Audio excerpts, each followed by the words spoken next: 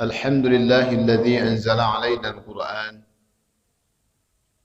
هدى للناس وبينات من الهدى والفرقان أشهد أن لا إله إلا الله وأشهد أن محمدا عبده ورسوله اللهم صل وسلم على هذا النبي الكريم وعلى آله وأزواجه وقرباته وذرياته وأصحابه أجمعين أما بعد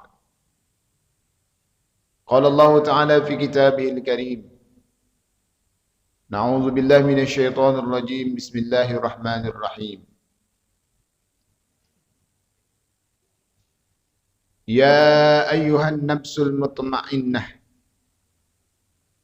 ارجعي إلى ربك راضية مرضية فادخلي في عبادي وادخلي جنتي معاشر المسلمين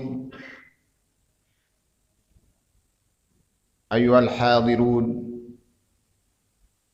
اتقوا الله ولتنظر نفس ما قدمت لغد واتقوا الله إن الله خبير بما تعملون. Hamba Allah yang berbahagia, bersyukur kita kepada Allah, alhamdulillah.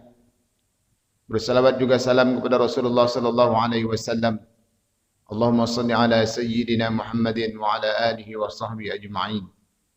Assalamualaikum ya Rasulullah, semoga terus tercurah terlimpah kepada baginda Rasulullah sallallahu alaihi wasallam. Tak terasa rasanya kemarin baru kita mengaminkan doa dari guru-guru kita, imam-imam kita. Allahumma barik lana fi Rajab wa Sya'ban wa ballighna Ramadan. Ya Allah, berkahi kami di bulan Rajab dan bulan Sya'ban ini. Sampaikanlah umur kami di bulan Ramadan. Itu doa telah kita aminkan. Alhamdulillah, doa ini telah Allah perkenankan. Lalu kita sekarang telah berada di penghujung bulan Syawal 1442 Hijriah. Tak terasa pula ke depan, tak cukup 2 bulan, kita akan memasuki pula Hari Raya Idul Adha.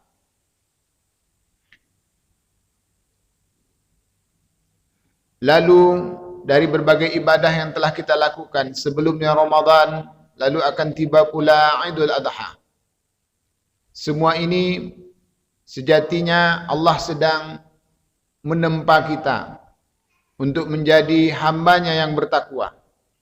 Karena Allah ingin memasukkan kita ke dalam surganya. Wallahu yad'u ilal jannati wal maghfirah. Allah itu ingin memasukkan kita ke dalam syurganya serta ampunannya wal maghfirati biiznih, dan menghendaki kita memperoleh ampunan. Mengapa Allah menyuruh kita menjadi orang yang bertakwa? Karena tanpa takwa kita tidak boleh masuk surga. Karena memang uiddat lil muttaqin, surga itu disiapkan Allah untuk orang-orang yang bertakwa. Sebab itu agar kita menjadi orang bertakwa, maka kita mesti ditempa dulu, yakni diantaranya dengan ibadah puasa. Setelah ini nanti kita akan diuji lagi dengan harta kita, yakni berkurban. Setiap perintah Allah ini, Allah berharap agar kita menjadi hamba-hambanya yang bertakwa. Tentu timbul pertanyaan bagi kita, akankah puasa kita kemarin dan yang tahun-tahun sebelumnya dan kurban-kurban yang telah kita lakukan telah menjadikan kita sosok pribadi yang diharapkan Allah, yakni menjadi hamba yang bertakwa? Alat ukurnya telah Allah buat. Kita tak perlu tanya tetangga, teman, karib kerabat, atasan atau bawahan. Alat ukurnya telah Allah sebutkan dalam surah Ali Imran, diantaranya dalam ayat yang ke-134. Jadi surah Ali Imran ayat 134. Allah mulai dengan 133. Wasari'u ila maghfiratin mir rabbikum. Bersegeralah kalian mendapatkan ampunan dari Tuhan kalian. Mengapa kita harus berawal mendapat ampunan? Karena kita memang selalu salah. Kullu bani Adam khata'un. Setiap anak Adam itu akan melakukan berbagai kesalahan. Lalu dengan salah itu kita memang tidak akan dipandang hina oleh Allah. Sebab kata Allah, wa khairul khata'ina tawwabuna. Karena sebaik-baik kalian, sehebat-hebat kalian adalah orang yang salah lalu bertaubat. Orang yang hebat di mata Allah bukan orang yang tak pernah buat salah. Khatib ulangi, orang hebat di mata Allah bukan orang yang tak pernah salah. Tetapi orang hebat di mata Allah adalah orang yang salah lalu dia datang kepada Allah memohon dan meminta ampunan. Salah dia di siang hari, dia mohonkan pada malam hari ampunan. Salah dia pada malam hari, dia datang kepada Allah untuk mohon ampun pada siang hari. Begitulah seterusnya. Karena kematian kita tak tahu datang siang atau malam. Sebab itulah kita mesti bermula dari memohon dan meminta ampunan. Sebab itu pula begitu kita mengikuti solat di belakang imam ataupun solat sendiri, begitu kita salam, Assalamualaikum warahmatullah, Assalamualaikum warahmatullah. Apa ucapan pertama yang keluar begitu kita selesai solat? Astaghfirullahaladzim, astaghfirullah, astaghfirullah, astaghfirullahaladzim. Timbul pertanyaan, mengapa begitu selesai solat kok astaghfirullah?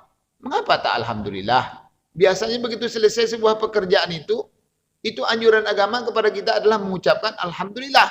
Tetapi begitu selesai sholat, tuntunan yang diajarkan oleh Rasul kepada kita bukan alhamdulillah, tetapi astaghfirullah. Karena Allah sedang ingin mengatakan kepada kita, begitulah kita nih banyak salah. Sedang melakukan kebaikan seperti sholat saja, kadang kita tetap saja buat salah. Dalam sholat itu kita tidak fokus. Dalam sholat itu kita berpikiran entah kemana. Dalam sholat itu kita kadang selesai memikirkan segala sesuatu. Dalam sholat itu terkadang kita terbisik rasa sakit hati dan segala macam. Begitulah akan tidak sempurnanya kita. Kata Allah, Allah paham. Ya udah, sholat saja, sholat. Apakah kita akan dicampakkan ke neraka lalu karena tak fokus dalam sholat? Tidak. Selesai sholat, istighfarlah kepada Allah. Astaghfirullah, astaghfirullah, astaghfirullah. Setelah dapat ampunan Allah Subhanahu wa taala, lalu kita hebatlah di mata Allah. Wa jannah, maka dengan itu kita akan dimasukkan ke dalam surganya. Wa jannatin 'arduhas samawati wal ard. Surga itu seluas langit dan bumi. Untuk siapa Allah siapkan surga ini? Uiddat lil muttaqin. Untuk orang-orang yang bertakwa. Jadi mengapa Allah suruh kita puasa? Allah suruh kita berkurban? Karena Allah ingin kita masuk surga. Karena orang yang masuk surga itu adalah uiddat lil muttaqin. Surga itu disiapkan buat orang-orang yang bertakwa.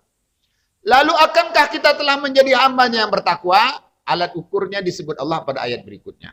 Siapa orang yang bertakwa itu? Alladzina yunfiquna bis-sarra wad-dharra. Orang yang gemar memberi, baik ketika lapang ataupun sempit. Memberi tak mesti menunggu duit banyak. Duit sedikit, bagi duit sedikit. Sebab ditunggu duit banyak, definisi duit banyak itu tak ada. Duit banyak, banyak kebutuhan. Jangan dikira orang yang duit banyak itu kebutuhannya tak ada. Terkadang malah orang banyak duitnya, besar usahanya, utangnya juga lebih besar.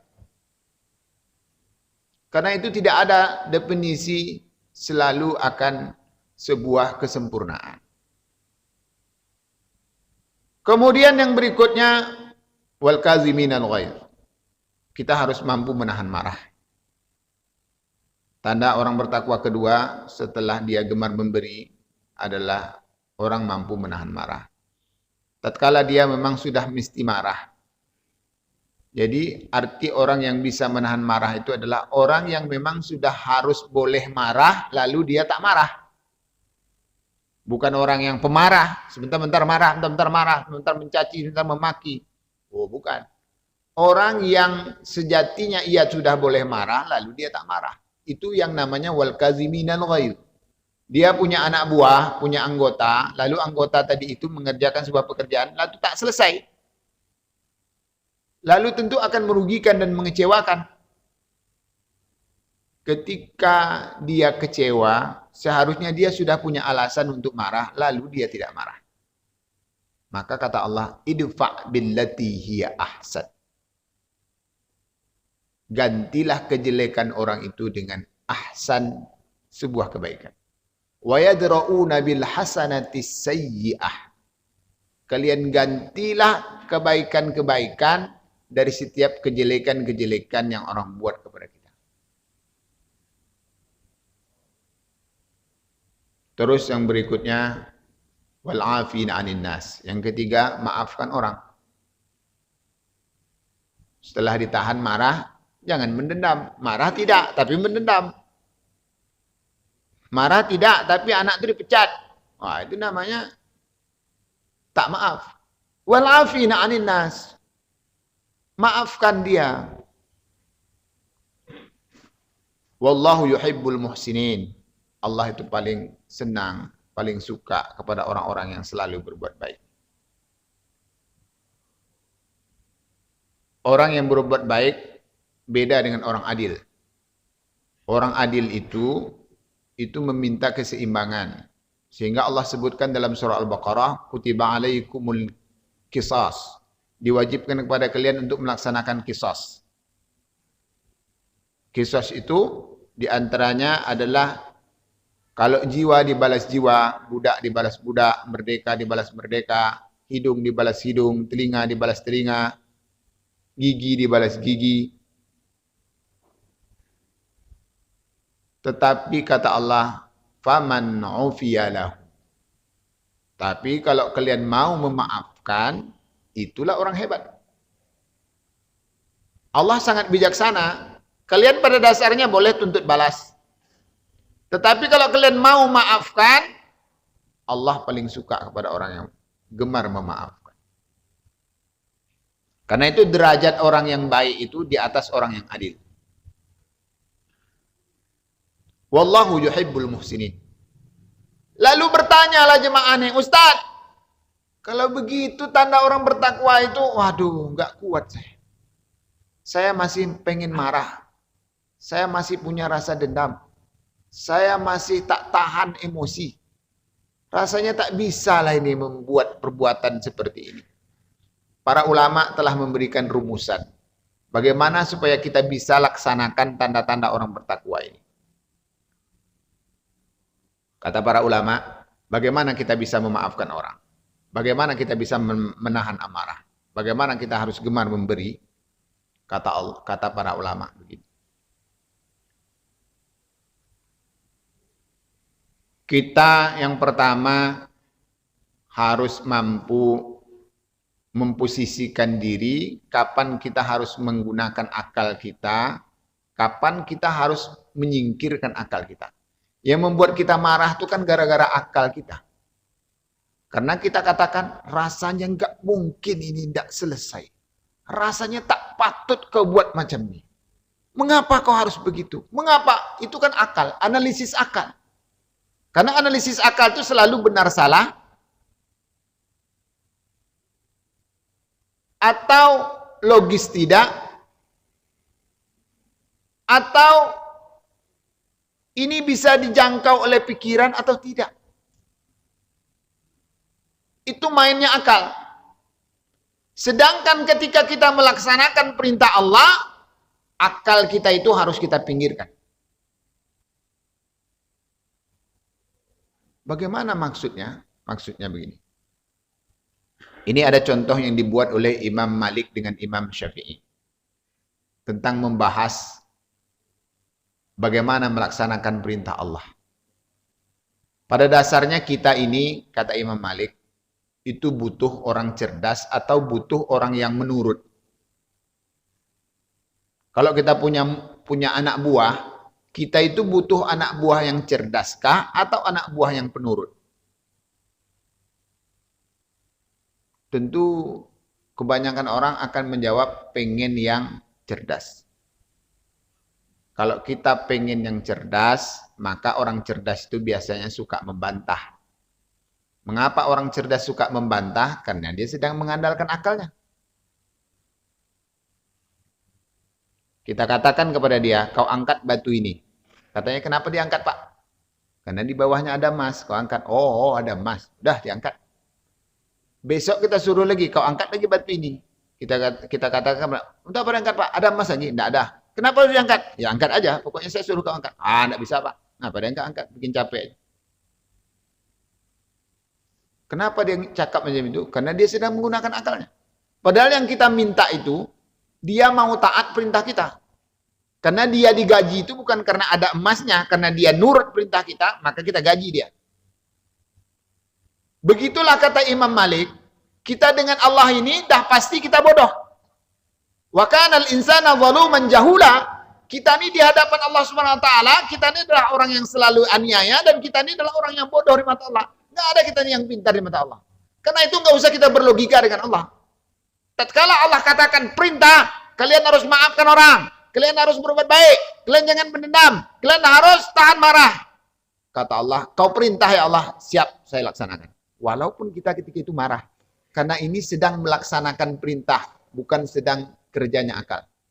Sebab itu kata Nabi, aksaru ahlul jannah. Kebanyakan dari pengisi surga itu adalah al-buhl. Orang yang memang mampu mengkondisikan dirinya untuk tidak memfungsikan akalnya.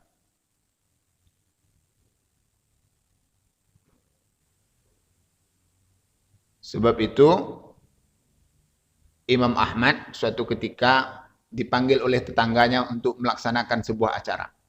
Tak dulu juga sekarang kita kalau ada acara suka manggil ustaz-ustaz. Lalu Imam Ahmad dipanggil oleh tetangganya.